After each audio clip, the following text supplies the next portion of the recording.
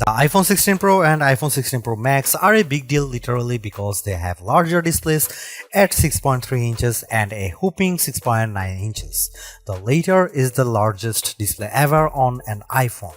But they are also a pretty big deal because of all the other upgrades Apple is packing into this year's Pro models.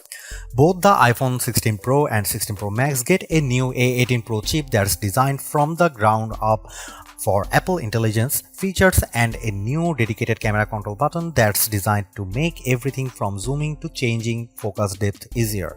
A new 48 megapixel ultra-wide camera captures impressive macro shots and you can record cinematic slow motion video at 4K 120 fps. Apple also promises longer battery life and better sustained performance along with more durable designs. I went hands-on with both the iPhone 16 Pro and 16 Pro Max and I came away impressed with the new designs and features. Both could make our best phone list, but the camera control was a bit finicky. The most unique design feature of the iPhone 16 Pro and 16 Pro Max is the camera control, a dedicated button that's recessed in the design on the right side of the phone. Don't worry, there is still an action button on the left if you want to customize shortcuts.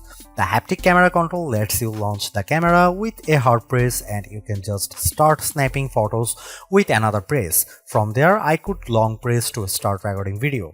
But things get really interesting when you swipe your finger along the edge of the button. You can swipe left and right to zoom in and out on your photos. And with a double soft press, you can toggle between various settings like depth, exposure, and styles.